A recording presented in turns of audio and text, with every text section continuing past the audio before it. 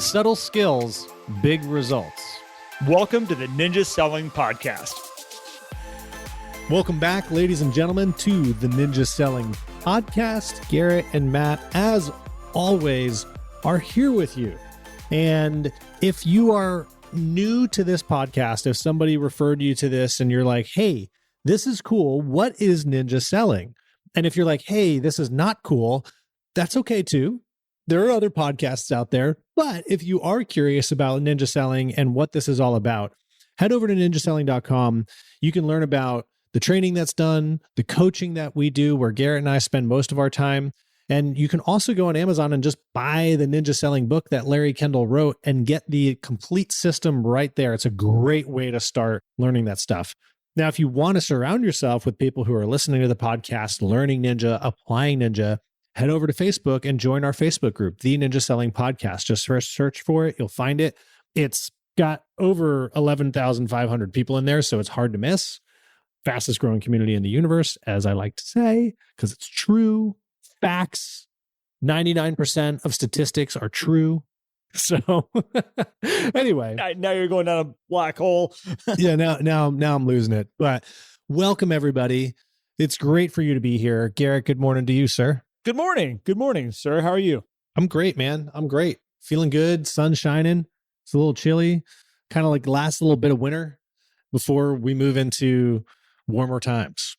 Yeah, we supposedly have sun coming this direction, but I haven't seen it yet. So I'm ready for it. Yeah. I need a little vitamin D. I'm glad that you guys got some wet weather. That's good for California. It's certainly not a bad thing. We got it for sure. Well, we got a interesting topic here today, and this came in. Somebody had wrote to Ninja Selling, actually. This is not an uncommon, I don't want to make it sound like this is super common, but this is something that comes up a lot in this industry in general, which is that, got into real estate because wanted to build this different type of life, wanted to have more fun, and it's just turned into this kind of job that we don't really want to do. Not excited to wake up and do it. Clients call, emails come in, and we're just like, oh, gosh. I think it's funny. It turned into a job. Yep. Well, yeah, I mean, I guess it always was a job. Yeah. But I mean, a job that we don't like to do, something we're not excited about, right? And I can relate to that. There were times in my career in finance where I'd like be in the car driving to the office and was like, gosh, what am I doing? It is 6 o'clock in the morning. I don't want to do this. And I still did, right? And people in real estate showing up every day, not really excited to be there, which is hard in a people business, Garrett, because like that energy comes through and can become this really tough cycle of having a challenging business. Because, I mean, if you're working in a customer service, client-facing industry, like clients don't want to hang out with somebody who's not excited about doing what they're doing, even if they're good at it too. That's another really tough point, is like, even when you're really good at it, sometimes it can feel like that. So, but there is a way to turn it around sometimes. Well, I think we need to get a perspective on this, because there's lots of jobs you can have in this world. And, let's just for fun, just start off with like working at a packaging plant. Your job is to put these pieces into these boxes. That's what your job is. They're going to come down the conveyor belt. You throw them in the box. And guess what? You're going to come in tomorrow and you're going to do the exact same thing. And by the way, you could look back probably 3 years of working at the packaging plant on that same packaging line, taking all those items and putting them into the box. And your job's always going to be the same. There's no emotional stuff you're probably dealing with. It's just come in, get the job done, move along, move on to the next thing. There's no change that goes on. It's just the same thing over and over and over again, but it's consistent. You'll get paid. You go home at the end of the day, do it over again. Real estate's an interesting thing, is that it's this always changing business. You look at marketplaces over the last 10 years, and anybody who's been in the business for 10 years, 15 years, 20 years, you can sit back and be like, was it the same as it was at this point? Was it the same as it was at this point? And it's always adapting. It's always moving. It's never the same thing over and over and over again. Now, with that comes in a lot of variables that come into play that can all of a sudden make you go, this isn't fun anymore. This isn't what I remembered it to be when I first got into this business. This wasn't what I built my dreams around. it's a different animal now. I'm not enjoying it quite as much. And there's a lot of people that then go, this is not fulfilling for me anymore. I've lost the vision. I've lost the path of what this business was going to be.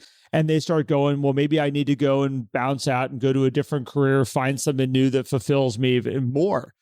And this, Matt, I think this is where this kind of question came up that was, given into ninja selling, which was like, what do you do when you find yourself in that path that you're going like, this isn't what I want to be doing anymore. I'm not liking what I'm doing anymore. I will say this is also what makes real estate be this industry that you can make a lot of money in. We lose sight of that sometimes, that it's like people go like, oh, realtors make so much money. This is not always an easy business. This is a stressful business, and you can easily take on a lot of emotion from other people, and you're going through very hard times of people's lives and changes that are going on, which is why at certain points you need to make certain amount of money to be like, this is worth it. And I can see past all these things. It's a really interesting industry, but that's where I think a lot of this stuff can come up, Matt, for people. And I don't know if you see it the same way. Yeah, I do. I mean, we talk about being a step-down transformer in Ninja. And if you think about it, energy cannot be created nor destroyed. And so when you step down that energy that you're taking in from your clients, other agents, and all this stuff, we got to do something with that energy. And it's hard to process that sometimes. It's hard, whether it's blown off and in, just steam that comes out your ears, or you're getting extra workouts in, or it could be impacting other areas of your life, which is what we don't want to see. And this is a challenge of being in this space. And I think the other side of it too, Garrett, is we often see other agents just having so much fun talking about how much they love their business. And I do want to say, like, there's a lot of people who are in real estate who are good at it, really good at it, who enjoy it, but also know that it's not their final destination.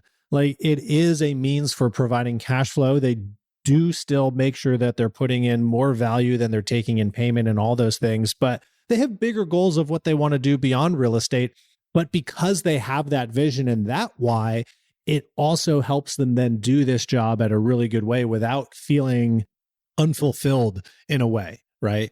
And I think that's part of this too, is if you are in a space where you're feeling unfulfilled by real estate, where it's, oh gosh, I just can't get up and do this again. Like, let's take a moment and take a step back and build the bigger vision, right? Because maybe real estate isn't going to be the end all be all for you. However, it could be a really amazing 10, 15, 20-year career that fuels something else incredible that you've been really wanting to do.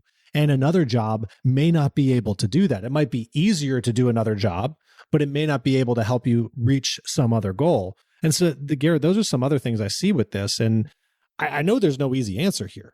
We also need to look at, I think, a lot of people that are in that moment of like, this isn't fulfilling to me, or I'm not enjoying this. It looks like, as you said, it looks like other people are having so much fun selling real estate. One, we got to remember, we're watching everybody's highlight reel. Yeah. When you go on Facebook, when you go on Instagram, when you go in all these areas and you're just like, oh my gosh, it looks like everybody's having so much fun. You talking about being the step down transformer is a really interesting piece to bring into this, because you're right, that energy has to go somewhere. It has to be stored up somewhere so it doesn't get transferred onto the next person. And that can wear on people a fair amount. Some of the best real estate agents I know, some of the best ninjas I know, that from the outside, people are like, man, they've got it all put together. As coaches, Matt, we get to see behind the scenes. Mm-hmm. We get to have those people that look like they've got it all figured out come to us going, I am not having fun. I am burnt out. I am stressed out. I am freaking out. One of my favorite things to tell people is I love telling you you're special, unique, and different than everybody else, but you're not in this case. Like, this is something a lot of people deal with. A lot of people hit these walls and they burn themselves out and they struggle through this. And we as coaches, Matt, get that chance to step back and say, let's step back. Let's figure out how we can fix this energy. Let's refocus on the things that make this business fun for you. Make this be something that is your vehicle that's going to allow you to get to everything you want. Find the love in it. And if we can't find the love in it, we got to figure out a new path. But I find for most people, you just need to kind of refocus your energy, find the right places to put that energy. And all of a sudden you fire it back up and you're like, okay, I'm ready to go. Let's get back at this. I think it's one of the things I love about coaching people is finding, like deconstructing that and figuring out what's going on and what's really happening there. Because it is a very fine line that can cause someone to go, I'm out. I don't enjoy this anymore. I'm doing something completely different. I'm leaving this industry. If they can't figure out kind of the puzzle piece there of like, what is it that's making this so miserable for me?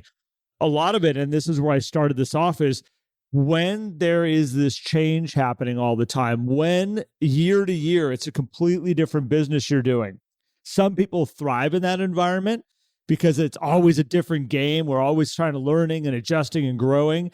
And there's some people that thrive off having the security of, I understand this. I know how it works. I know it's going to work the same way next year. I know it's going to work the same year after that. And when it doesn't, it freaks them out. Yeah. That's why a lot of people, 2004, 5, and 6, when they got in the business and all of a sudden everything switched and went on its head, a lot of those people went, I have no idea what this is, and I'm out. This scares me. I don't know how to work in this marketplace, and I'm gone. Same thing of what just recently happened these last couple of years.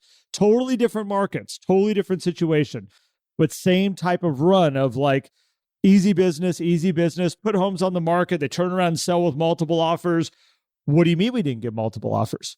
What do you mean it's sitting on the market? What's going on here? And you watch people blow out. They're like, I don't get it. I don't understand this business anymore. And they run for the hills. We're expecting to see it right now. We're just starting to see that flow. Yeah. A lot of that I think can be misunderstood as unfulfilled. I think a lot of it is also just a change of the game. Yeah. And I think, thinking about the job aspect of this too is, it is a job. It is. And we did an episode on this too, that the challenge with this job is no one's going to fire you. Brokerages don't fire agents. They just kind of let them stop doing business and eventually fire themselves. Put them out to pasture. Yeah. Yeah. And, and I think people who are in, quote, unfulfilling jobs, but still do them, it's like, how do they find the energy to do it? It's like, well, there is a downside. If they don't show up, they get fired. Yeah. No one's going to call you and be like, hey, Garrett, you didn't show up for real estate today, right? Unless it's a client who's expecting you to do something. But those are the moments that real estate agents typically don't miss. Like particularly none in the ninja world. Like they're not missing a listing appointment because like, man, I feel like not going to work today. It's I don't feel like making calls today. I don't feel like writing notes today. And this is where discipline has to come in some level. And we've done an episode on this too. Jocko Willink is famous for talking about discipline over motivation. I listened to a podcast with him recently where he was like, I wake up plenty of days unmotivated. I wake up days where I don't want to do it. I don't want to get up, but my discipline has built up to overcome that motivation. And so one thing I've seen agents do, Garrett, who are in this situation is find a way to build discipline outside of real estate. Find something that's, whether it's with your fitness or a hobby or something that you can develop some type of programmatic discipline around where you're showing up every day to do some things with it. That can then carry over and like, you know what, let me show up and do my morning routine. Let me show up and do my customer service calls and write some notes. And they may not be great the first time you show up when you're not motivated and the energy's not there. That's okay. You're starting to build those discipline muscles that are going to allow you to show up the next day, because ultimately I do find too, once you start seeing some success in it, once you start seeing some results, like the transactions are coming in, all of a sudden you're like, well, I'm kind of fulfilled. Like it may not be fulfilling that like big part, like that thing I want to do long term, but like now that I see some cash flow coming in, I'm feeling happier. It's like, cool. Then we can take some space to build that bigger vision, which then will just compound on the discipline. So that's a tool that I've seen, Garrett. I mean, are there other things that you've seen people do to help kind of overcome those challenges? I think the fulfillment of real estate, everybody's driven by different things. And there's some people that are driven by money. There's some people who are driven by helping others. And there's lots of other variations in there. There's lots of people knowing that they're fulfilled by their job because it allows them to travel the world. And that's what their passion and their love and their interest is. When it comes to real estate, the ones that I find the most fulfillment long-term in this is the ones that get around the helping people. Because at a certain point, you make enough money. For most of us, money usually is a survival tactic. It allows us to do what we want to do. It allows us to make sure we have a roof over our head. It allows us to make sure we have clothes. But at some point, there's enough money to take care of that stuff. And I find for a lot of people that can be a breakdown point where it's all of a sudden getting the energy to show up and to be better and to grow. It kind of gets this like, I'm just showing up and going through the motions. I know how to sell real estate. I know how to make good money at it. And I'm just showing up and I'm doing the same darn thing over and over and over again. And unless you can kind of sculpt what the energy and the vision is around what you're doing every single day, it just turns into this monotonous grind. And so I think for me, it's like getting people to step back and realize what this vehicle is that can get them to where they want to go. What bigger do they want to have in their life? What do they want to grow to become? Are they there? And I think that for me is one that you can all of a sudden find the fulfillment of realizing where this is getting you to. What's it helping you grow? I know for some people, like we take like investment properties, and the minute they realize that it's like, okay, it's not about just making more money. Like every single dollar I make now helps me put an investment property in place that's going to be a passive income that's going to allow me to be retired sooner, or it's going to allow me to have a certain level of income coming in that I just don't have to worry about this anymore. All of a sudden they start putting that together, and it's not just about showing up and making money. It's not just about showing up and working. There's a bigger vision around this now. That's usually what it needs to be kind of sculpted back into. But again, long-term, Matt, when I find that people really figure out, and this kind of works naturally with Ninja, when it's about helping people have the best life they can have, maneuver through the changes that they've got in their life and helping them get from point A to point B, if you can find the satisfaction in that, this business is very, very fulfilling. You know, watching somebody who's in a state that they don't want to be in and helping them get to a place where their life can be better. If you can figure that stuff out as your motivation, I mean, this job will give and give and give all day long. I have the Toby Keith song in my head. I want to talk about me kind of going through here, because you're right. And this is one of the challenging things, because if you can shift the focus off of ourselves, because whenever we're thinking, I'm unfulfilled, I'm unhappy, these are important things we got to focus on.